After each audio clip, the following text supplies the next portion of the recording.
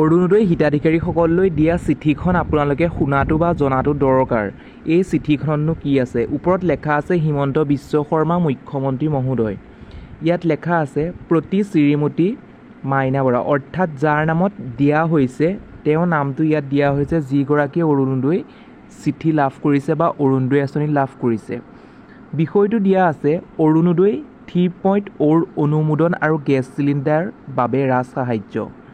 ইয়াত লেখা আছে শ্ৰদ্ধা বাইদেউ নমস্কাৰ গ্ৰহণ কৰিব। অসমৰ ইতিহাসত সৰ্ববৃহৎ জনকল্যাণমূলক আৰু প্ৰভাৱশালী আঁচনি অৰুণোদয় 3.0 এগৰাকী হিতাধিকাৰী হিচাপে আপুনি নিৰ্বাচিত হৈছে। তাৰ বাবে আপোনাক আন্তৰিক অভিনন্দন জ্ঞাপন কৰিলোঁ। অহা 17 ছেপ্টেম্বৰ তাৰিখৰ পৰা আমি অৰুণোদয় 3.0 শুভাৰম্ভণি কৰিম আৰু সেইদিনাই আপোনাৰ বেংক একাউণ্টত মাহেকীয়া 1250 টকা জমা হ'ব। এই ধনৰাশি আপোনাৰ পৰিয়ালৰ অত্যাৱশ্যকীয় খৰচ যেনে ঔষধ, খাদ্য, বিদ্যুতৰ বিল আদিৰ বাবে প্ৰদান কৰা হ'ব।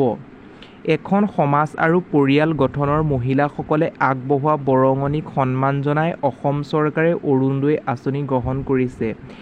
এই আঁচনিখনৰ জৰিয়তে ৰাজ্যত প্ৰায় 38 লাখ মহিলা উপকৃত হ'ব আৰু অসম চৰকাৰে প্ৰতি মাহে 475 কোটি টকা এই আঁচনিখনৰ বাবদ খৰচ কৰিব। মই আপোনালোকক জনাবলৈ পাই আনন্দিত হৈছোঁ যে 2026 চনৰ 1 জানুৱাৰীৰ পৰা প্ৰযোজ্য হোৱাকৈ অসম চৰকাৰে পৰীক্ষামূলক আৰু এখন আঁচনি প্ৰণয়ন কৰিছে। সেই অনুসৰি 2026 চনৰ 1 জানুৱাৰী তাৰিখৰ পৰা অৰুণোদয় পৰিয়াল ক্ৰয় কৰা প্ৰতিটো গেছ চিলিণ্ডাৰৰ বাবদ পোনপটীয়াকৈ আপোনাৰ বেংক একাউণ্টত 250 টকা প্ৰদান কৰা হ'ব। যি মাহতেই আপুনি নতুন গেছ চিলিণ্ডাৰ ক্ৰয় কৰিব সেই মাহতেই আপোনাৰ বেংক একাউণ্টলৈ 250 টকা ৰাজ সাহায্য প্ৰেৰণ কৰা হ'ব। আঁচনিখনৰ সন্দৰ্ভত পৰিচালিত হ'লেও ইয়াক আমি এক স্থায়ী ৰূপ দিব পাৰিম।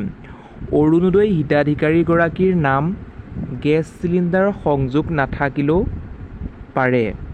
সেয়ে পৰিয়ালৰ যি সদস্যৰ নামত গেছ সংযোগ আছে তেওঁৱেই অত্যাৱশ্যকীয় তথ্য গেছ চিলিণ্ডাৰ সংযোগ নম্বৰ আদি আমি আগবঢ়োৱা নতুন পত্ৰখনত প্ৰদান কৰিব লাগিব।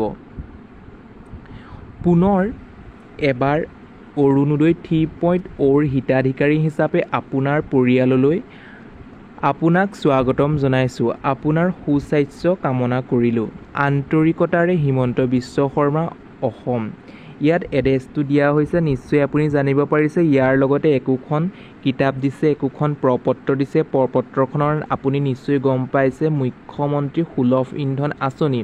এই চিঠিখনত স্পষ্টকৈ লিখা আছে 17 ছেপ্টেম্বৰৰ দিনাখনি মানে 1250 টকা আপোনালোকে লাভ কৰিব। এই টকাখিনি আপোনালোকক কি কাৰণে দিছে নিশ্চয় জানিছে। ঔষধ, খাদ্য, বিদ্যুতৰ বিলৰ বাবে দিছে। মহিলাসকলক তেওঁলোকে বহুত আগস্থানত ৰাখিছে, নিশ্চয় আপুনি জানিব পাৰিছে। এতিয়া 2026 চনৰ 1 জানুৱাৰীৰ পৰা আৰম্ভ কৰা হ'ব। আপুনি যদি প্ৰতিটো গেছ চিলিণ্ডাৰ ক্ৰয় কৰে তেতিয়া 250 টকা লাভ কৰিবলৈ সক্ষম হ'ব। তেতিয়া টোটেল মাহেকত হ'বগৈ 1500 টকা। নিশ্চয় বুজি পালে। চিঠিখনৰ বিষয়ে আপোনালোকক অৱগত কৰিলোঁ। আপুনি যদি পঢ়ি চোৱা নাছিলে কি লেখা আছে তেন্তে এই ভিডিঅ'টোৰ মাধ্যমেৰে আপুনি জানিব পাৰিলে। মই অংকুৰ, আপুনি চাই আছে অংকুৰ অংকুৰণ অফিচিয়েল।